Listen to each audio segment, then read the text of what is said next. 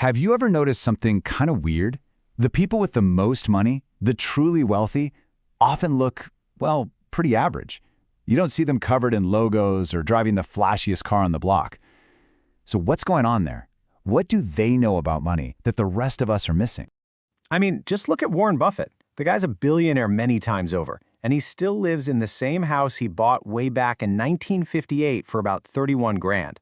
Now, this isn't just some quirky old man habit. He's not the exception to the rule. In a way, he is the rule for this powerful financial mindset. And that mindset has a name. It's called stealth wealth. It's this completely counterintuitive idea of living modestly in order to build up massive, unseen financial strength. So today, we're going to break down the core principles that make this one of the absolute best paths to real, genuine freedom. Okay, so here's our game plan. First up, we're going to pull back the curtain on the hidden trap of looking rich. Then we'll get into the engine of getting rich, the magic of compounding. After that, we'll explore all the surprising social and mental benefits before we get to the ultimate formula for freedom. And of course, we'll finish with the very first, very simple step you can take literally as soon as this is over.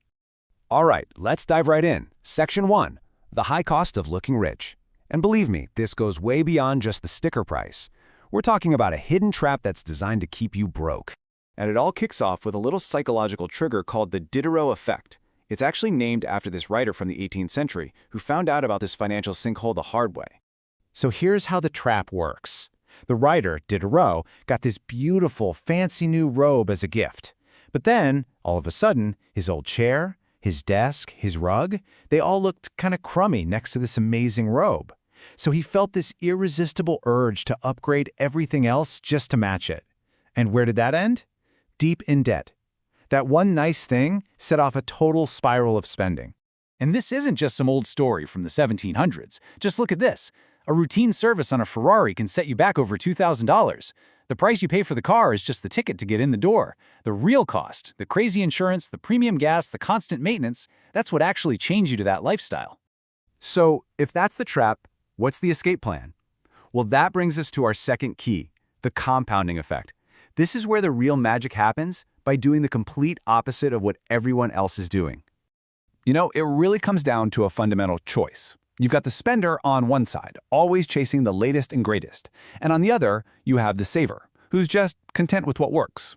Now, these look like small, everyday decisions, right? But their long-term impact is absolutely massive. Let's actually put a number on it. Just by resisting that constant urge to upgrade, maybe cooking a few more nights a week, you could easily free up $500 a month. That's $6,000 a year, just sitting there. But now, here comes the mind-blowing part. You take that same $500 a month and invest it.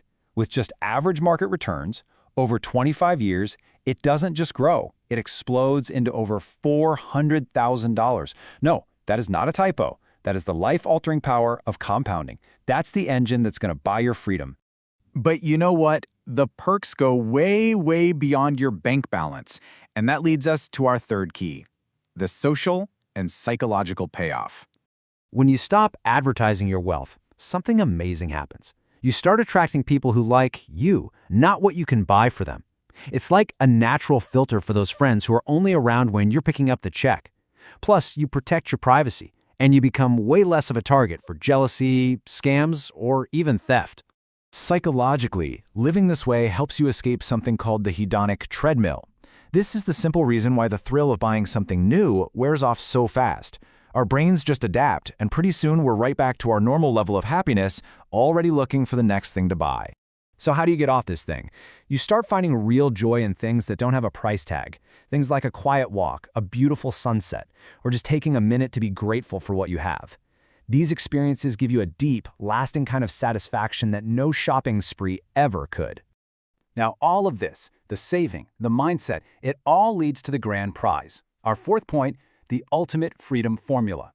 This isn't just about being rich, it's about gaining absolute control over your time and your life.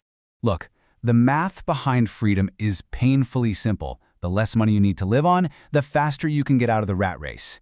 As you can see here, a spender who needs 50 grand a year has to save up $1.25 million. But the saver who's living comfortably on 30 grand needs $500,000 less to get the exact same freedom. That single difference can literally cut decades off your working life. But there's another piece to this freedom puzzle. It's like a secret power you get in your everyday life, a huge advantage whenever you have to negotiate anything. Take a look at these two contractors. They both walk into a lumber yard to buy materials. Who do you think is going to get quoted the better price? The guy in the brand new truck? He looks like he can afford to pay more. But the guy in the beat-up van, he looks like a pro who watches every single penny and will walk away if the deal isn't perfect. That perception, that is power. And maybe the most incredible freedom of all is the freedom to fail. Seriously, when you aren't trying to keep up this big public image of success, you can try things, you can take risks, you can learn from your mistakes in private. Having that space to grow without everyone watching and judging you, well, that's like rocket fuel for your life. So, this all sounds pretty powerful, right? But how do you actually make it real? Let's get down to brass tacks with our final point. Your first quiet step. Let's just frame the whole thing with one simple question. I want you to picture yourself 5 years from now. What would you rather have? A closet full of clothes and gadgets that are now totally out of style, or a bank account full of options, security, and opportunity? The thing is, you make that choice with tiny habits, not some big, dramatic life change. You can start this second. Move $10 into your savings account.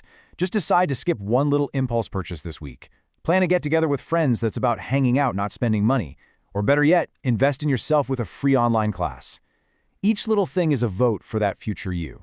Because really, at the end of the day, that's the whole point of stealth wealth. It's not about cheap. It's about being smart. It's about building a life that is so genuinely rich in freedom and choice and peace of mind that you never ever feel the need to escape from it.